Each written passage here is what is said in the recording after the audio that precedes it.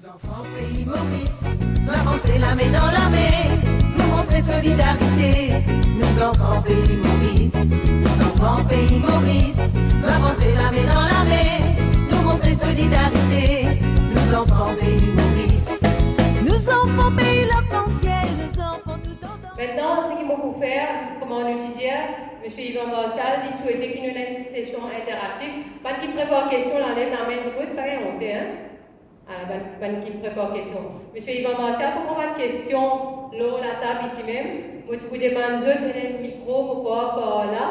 Et un par un, si vous êtes capable de commencer ici, peut-être Vedant, qui a commencé après Bruno. Et puis nous faire acteur de une question. Nous passe par là avant. Allez, Pablo, en tout cas, demande ta question. Chacun demande ta question, hein? OK?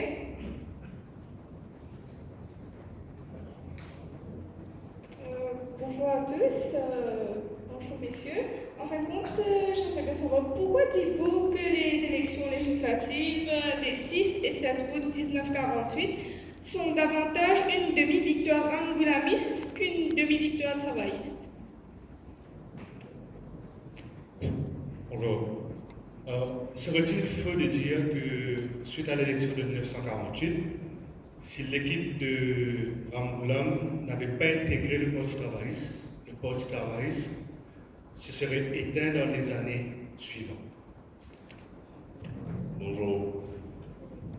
Dans un aveu, Cécile Saga-Rambouillet m'a confié un journaliste, je cite, « Je veux qu'on se souvienne de moi comme celui qui voulait essuyer toute larme, coulant sur toute joue mauricienne. » D'après vous, quelle était cette larme et a-t-il réussi?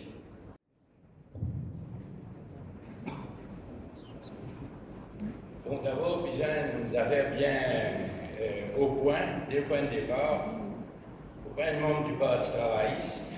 Hein? Et donc, nous prenons sa discipline de parti. Une faille journaliste, content de dire ça qui me pensait, sans calculer si ça vous fait plaisir ou pas. Donc, je dis presque ici, qui moi dans des affaires qui nous dire qui ne pas capable de faire plaisir à tout le monde. Pas faire rien, on pense à risque là. Alors, effectivement, entre Michel Rédier et moi, nous deux historiens, moi, on a beaucoup de respect, beaucoup d'estime pour lui. Et moi, jamais vous appelle moi historien parce que je n'ai pas une qualification pour faire l'histoire de Maurice. Moi, je suis un journaliste, simplement, je suis toujours intéressé avec l'histoire du pays, surtout l'histoire politique. Je fais des trois recherches dans la Gazette, et c'est ça qui permet, moi, aujourd'hui, capable de causer un peu dans l'histoire de Maurice, sans être un historien formé dans l'université. Hein, donc, la question de méthode, tout ça, un peu apprenti. Alors, on dit, je vais dire que moi, je suis écouté lui, et je ne suis pas capable de dire que je suis 100% d'accord avec lui. Hein? Et c'est une affaire bien intéressante, parce que si je ne suis pas d'accord, et puis ça ne veut pas dire que moi qui ai raison, lui vient en tort. Mais simplement, même événement, on peut dire ça de deux positions différentes. Donc chacun est dans sa perspective, c'est pour ça qu'il y a un peu de différence. Alors, dans le Parti travailliste, effectivement, il y a plusieurs époques. Et les bons, nous courons un peu chaque époque sur caractéristiques pour ne pas faire trop de mélange de n'importe quelle affaire. Et quand on peut parler d'une semi-victoire angoulamiste, semi-victoire travailliste, on n'a rien de péjoratif, là. Mais simplement faire comprendre qu'à l'époque 48 là, il y a une grande confusion dans la vie politique Maurice. Tout simplement parce qu'il n'y a pas une notion de parti aussi claire qu'aujourd'hui. En supposant qu'il nous capable de dire qu'aujourd'hui est clair. Parce qu'il nous connaît, qu'il tout un parti nous fait l'alliance avec un, avec l'autre, à casser, refaire, rimer, casse-rimer, remettre rimer, etc. Hein? Donc, pour nous, les historiens, nous faisons calculer tout ça dans le zigzag là. Hein? Et récemment, la Gazette L'Express montrait de manière les politiciens sont dit telles affaires, mais trois bananiers, puis deux petits petits à les contraires. Alors, dans le Parti travailliste, comme Michel Reddy dit à nous, et dans sa première époque de Maurice Curé et Emmanuel Anquetil. Maurice Curé, c'est un médecin, il fait son étude en Angleterre, il a eu l'occasion, il a eu un frottement avec le parti socialiste, le parti fabianiste, qui fait une partie travailliste, Labour anglais. Il a eu l'occasion pour le 1er mai avec la Nursing Association, rappeler qu'ils tiennent le meilleur chirurgien que nous tenons dans Maurice. Malheureusement, un jour, il prend défense M. Eugène Laurent, Dr Eugène Laurent, et il finit blacklisted. Le policier finit dénoncer le gouvernement et jamais il finit capable de gagner un job dans fonction publique en tant que médecin de l'État. Il est capable de faire une jolie clientèle privée, gagner un paquet de casse, comme les autres médecins de ça à l'époque-là, mais ça, l'idée socialiste là, il travaille et quand il y a soin d'un malade, il trouvait que la première maladie, c'est la misère. Pas capable de vivre avec un salaire de misère qui s'appelle donne ça. Michel Reddy, il donne un chiffre.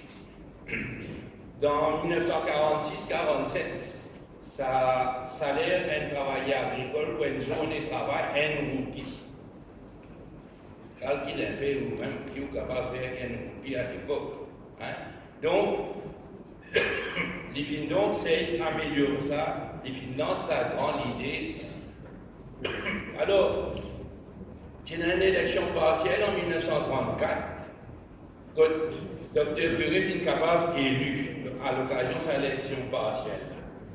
Mais arrive 1936, l'oligarchie fait bloc contre lui et c'est arrangé pour qu'il Michel Hingnin qui est élu et pas Dr Curé. C'est là qu'il y a un peu dans l'amertume qu'il a décidé de créer un parti politique pour défendre la classe ouvrière. Alors il crée le parti politique en 1936, il commence à faire fête du 1er mai à partir de 1938 et parallèle à ça, le syndicat avait commencé le premier la grève dans l'industrie sucrière, dans le port. Tout ça fait marche ensemble. Mais après, Dr Curé, lui-même, il tombe dans la misère parce qu'il tellement l'amp, il boycotte lui, il n'a pas besoin de client. Même le serviteur va capable de consulter avec Dr Curé si le bourgeois entend qu'il tel serviteur, tel jardinier n'a consulté Dr Curé, fou de dehors. Donc, misère totale. Et là, il a arrêté, il prend sa distance avec le Parti travailliste. Grand merci. Avant d'y aller, Emmanuel Anquetil, qui commence à s'intéresser et décider de prendre le flambeau. Alors, Emmanuel Anquetil, c'est une autre carrière très intéressante. C'est un marin, il voyageait et à un certain moment, il reste en Angleterre, dans le pays de Galles, et là-bas, il vient un syndicaliste, adhéré avec le parti Labour anglais, et quand il retourne Maurice, il va voir Ramnaren Karl Rotley, et qui dit à lui, présenté avec Dr Curé, et Emmanuel Anquetil accepté prendre le flambeau, puis président du Parti travailliste. Malheureusement pour Maurice, Emmanuel Anquetil mort en décembre 1946, et ça, la vie Emmanuel Anquetil là, c'est la vie vraiment exemplaire. Quand Emmanuel Anquetil répond mort, merci. Ce parti travailliste, celles affaires capables de donner, c'est 25 sous par jour. À acheter un petit pain, un gâteau de piment, une tasse de thé, ça même tout ce menu pour une journée de travail. Et les poumons dans la pauvreté totale. Après, c'est heureusement qui prend la suite. Moi, je connais quand on dit ça, je ne suis pas trop content, mais heureusement, ce n'est pas un grand intellectuel. Il y a des gens qui tiennent un joli contact avec toute la population, surtout ouvrière, mais leur question, grande idée, grand discours, ils prennent sa compétence de curer avec l'empathique. Et je crois que sa troisième question, c'est plutôt sa deuxième question, si Dr Ramgoolam attire grand leadership du Parti travailliste en 1950, moi je crois, et je dis que le Parti travailliste peut disparaître comme un petit parti. Alors Dr Ramgoolam, c'est un autre niveau. C'est un homme de vision. Alors, pour finir, l'occasion, c'est ça, la chance en tant que journaliste. Travaille à partir d'un mémorial, un exposé qui gendre de Dr Ramgoolam, Vijay Jayapal, qui est marié donc avec la sœur de Navin. En 88, il films prononce ça. Et ce bel article qui paraît dans la Gazette Michel Jornal, le Sun. Quand même, au dire dans la vie politique à Maurice, c'est un papier zigzag. Et Vijay Jayapal, c'est moi qui viens de recevoir confidence sur le père. Et donc, il ne connaît pas les affaires, de manière Ramgoolam, pendant qu'il avait fait l'étude en Angleterre, il finit gagner l'occasion de travailler avec des gens bien intelligents en Angleterre, mais également dans ce que nous appelons le tiers-monde. Parce qu'il travaille avec des étudiants indiens qui ensuite deviennent des leaders dans le Parti Congress indien. Il connaît pas mal de leaders, futurs leaders africains. Et ça lui donné une grande vision de ce qu'il vient faire de manière capable de diriger un pays. Quand Dr Ramgoolam retourne à Maurice en 1935, ça c'est ma conclusion. Mais là aussi, moi, accepté mon guérison. Mais je crois que Dr Ramgoolam, il préfère d'abord travailler avec sa communauté hindoue. Il finit faire une façon qui y a partout dans tout le village, expose un peu sur l'idée et gagne un bon l'assise dans la communauté hindoue. Cette deuxième stratégie, dans l'intelligence, dans ce sagesse, il finit comprendre qu'il pour diriger un pays comme Maurice, il a un travail avec tout le monde. Pas simplement avec une communauté. Première affaire, il faut faire en sorte qu'il l'anglais ait confiance en lui.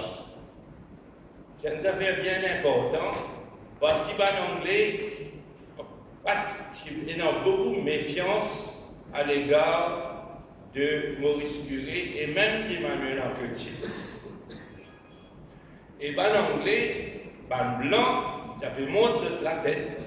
Un capitaliste, tous les jours, un gouverneur, pas capable, docteur Curie peut dire ceci, Emmanuel Anquetil peut faire cela. Donc, le gouvernement, dans ce anglais, il y a ce peut calculer que si je prends défense Maurice Curie avec Emmanuel Anquetil, un blanc, un capitaliste, un sucrier, pour révolter. Donc, l'anglais, faire attention. Donc, Ramgoolam fit montrer qu'il n'est pas pour gagner la violence de Curie et Anquetil. Il fit montrer l'anglais qui dont ils gouvernent le pays dans la Corité. Ensuite, ils gagnent même l'attitude vis-à-vis de blanc. Parce que Ramgoolam, ce n'est pas une dimension dans violence. Il n'est pas croire dans la violence, dans la confrontation. C'est un dimension qui préfère alguer les autres dimensions, cause aux autres, tomber dans l'arrangement. Voilà. Donc ça, c'est une affaire très importante. Et c'est surtout dans les années 46-47 qu'il nous trouve sa grande qualité de Sibusaga Ramgoolam. En 46-47, il y a un grand événement qui passait dans Maurice. Il y a une vieille constitution depuis 1885 et puis gouverneur Copenhague qui permet 10-11 000 Mauriciens qui ont le droit de vote. Et pour capable de voter, ils ont gagné un paquet de casse, ils ont gagné un haut salaire, ils ont gagné un paquet de propriété. Donc, on dirait, pour voter, ils ont un millionnaire. Si vous payez un million, pas voter. Alors, pour faire cette nouvelle constitution-là, pas capable d'aller en Angleterre, parce que l'Angleterre, c'est encore tout de suite après la Seconde Guerre mondiale. Le pays finit bombardé, finit ruiné, donc faire cette discussion-là dans Maurice. Et là, donc, tout le porte-parole, le blanc, le capitaliste, avocat comme Sini Bassen, médecin, journaliste comme Henri Vette, Edgar Laurent, docteur Emilien, ils ont réuni plusieurs fois par semaine et ils ont décidé qui vous mettez dans sa constitution-là. Ramgoolam, avec d'autres personnes, finit, y compris en Quetil du Parti travailliste, et dit besoin d'un suffrage universel. Pas de conservateur, pas d'accord. Dire non, nous d'abord pour augmenter le nombre de votants, mais seulement ça qui vous gagne examen 6e, qui vous capable de voter. Et examen 6e à l'époque là, comment dire, Chelsea, ils ont dit ça. C'est qui du monde qui est capable de gagner ça. Et donc, il y a un conflit. Et là, il nous retrouve Dr. Ramgoolam, quand il sentit que tous les deux blocs, chacun pourrait rester dans sa position, pas pour capable d'avancer. C'est là que Dr. Ramgoolam propose un compromis pour dire que ça, nous, les progressistes, nous acceptons renvoi suffrage universel dans 10 ans, c'est-à-dire en 1957. Mais les autres banques conservateurs, nous ne faisons pas en avant, les autres ne faisons pas dans nos directions.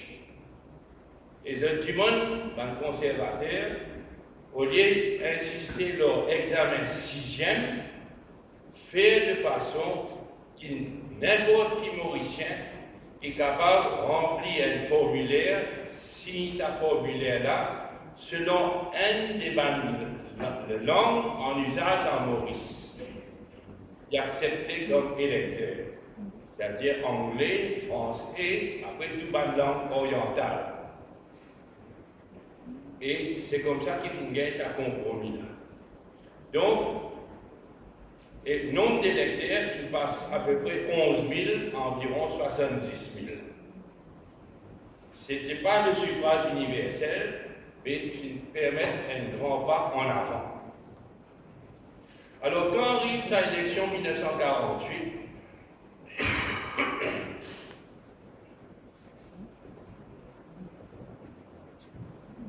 c'est là qu'il nous aperçoit qu'il est dans sa confusion au niveau d'un candidat. Le Parti travailliste participe à sa élection-là, chacun pour le docteur Reddy, mais le Parti travailliste il publie un communiqué signé par Rosemont, dire à la qui nous ban candidat. Dans Paul-Louis et dans Rosemont lui-même, et dans Millien, après des autres du monde, dans les Amutio, le 3e, 4e au par rappel, Dans les Nord, Pamplemousse, Rivière du Rempart, Parti travailliste dit à la qui nous trois candidats. Et là, d'abord, si vous savez Ramboulam, M. Albou et Donald Francis. Et dans les autres districts, pareil. Ramboulam, dans la Gazette Advance, dit ban électeur du Nord vote pour 3 dimanches. Si vous savez Ramboulam, Arilal Vakji avec Onot Bijada. Ça veut dire que le docteur Ramboulam, même si le Parti travailliste appuie sa candidature, il dit ce ban partisan vote pour sa 3 dimanches. Et là, vous faites découvrir qu'il même Ringadou, quand il est dans l'élection municipale en 1950, Ringadou dit qu'il n'a pas envie de candidat travailliste, parce qu'il n'a pas d'accord avec l'organisation Parti travailliste. Et il a accepté qu'il y pose comme candidat indépendant, soutenu par le Parti travailliste. Donc, c'est une affaire bien subtile. Pénal une l'accorité totale, mais pénal des accords non plus. Je ne suis pas mon adversaire. Je ne suis pas encore allié, mais je ne suis pas mon adversaire. Et Dr Ramboulam, bien qu'il, de temps en temps, il prend sa distance par rapport au Parti travailliste, mais il a accepté, participe dans ma meeting, dans ma organisation du Parti travailliste, notamment pour le 1er mai.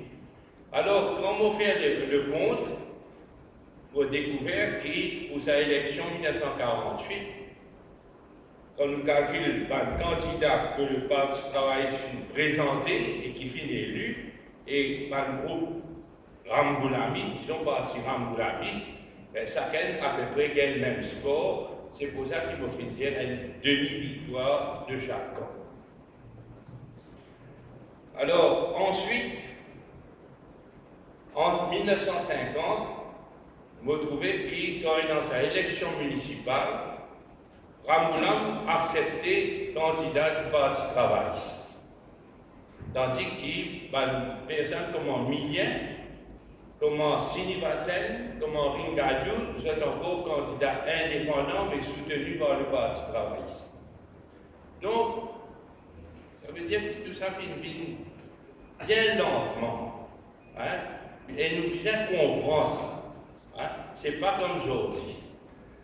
Alors, donc, quand Ramboulam prend vraiment le leadership du Parti travailliste, et c'est moi, Dr Ramboulam, qui fait ça avec une bonté d'âme extraordinaire. Il n'est pas pour un petit monde qui pour crase Rosemont. Il n'est pas pour dire à Rosemont, allez, on va pas aller voir, on prend de place. Non, il pouvait faire ça avec beaucoup de ménagement. Il fait toujours en sorte que Rosemont qui première place et l'île il vient pas derrière. Après l'élection 48, après l'élection 53, quand Bizin propose une avancée électorale, Ramboulam demande Rosemont présente sa motion-là. Un petit geste de courtoisie, il montrait que Rosemont il commence la lutte avant lui. Hein, ça nous bien apprécier. Mais le cerveau, pour faire le parti progresser, mais surtout faire le pays progresser, ça porte la signature du docteur Ramboulam. Depuis le commencement, il est dans une vision que nous, pays Maurice, besoin aller. L'indépendance, oui, mais qui manière, et surtout, comme M. Rédy fait bien dire, sa notion de welfare state.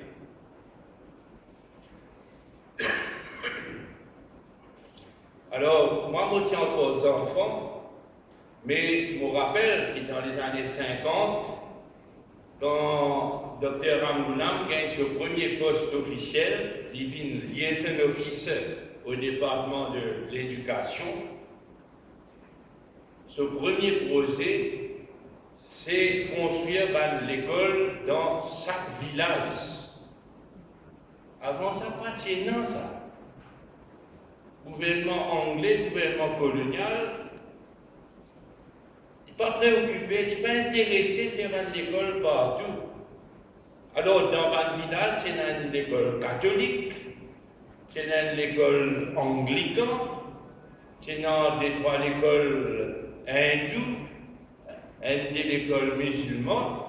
Mais si une religion pas faire une école, ben le village a dans l'école.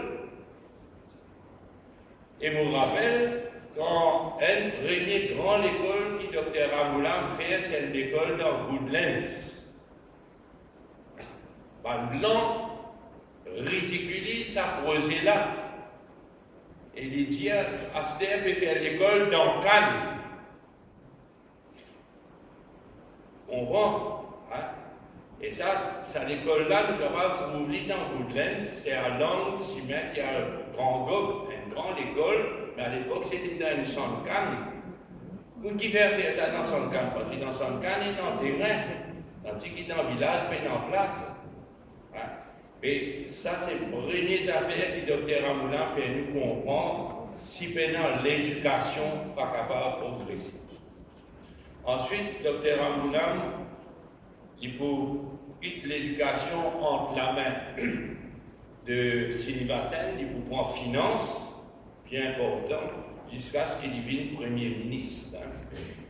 Mais ce première responsabilité, ce premier travail, c'est occupe l'éducation.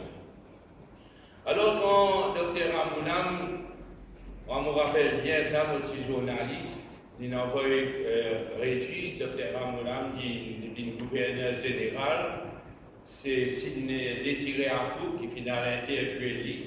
Et dans cette interview-là, Dr. Ramgoolam, il dit sa phrase-là, qui pour moi est une phrase extraordinaire. Je suis content quand Bandimoun rappelle-moi comme un petit monde qui a envie d'essuyer toutes les larmes des yeux des Mauriciens. Alors, dis-moi, qui ça larme-là? C'est toutes les larmes qui nous, Mauriciens, qui nous, une famille mauricienne, nous capables de verser parce que de temps en temps, nous gagnons une grande misère, un grand tracas. Hein? Ça peut être une catastrophe naturelle, ça peut être un accident de la route, ça peut être une mortalité. Mais ça symbolise Dr. Ramgoolam. Il a envie, on dirait qu'il fait ce maximum pour que tout le monde vive dans un certain bonheur. Pas pour capable jamais, lors la terre, vivre dans le bonheur parfait. Mais c'était ça sa volonté. Hein? Et je crois que c'est sa phrase-là dit bien que Dr. Ramgoolam a envie de faire. Et c'est pour ça qu'il nous tient beaucoup de reconnaissance.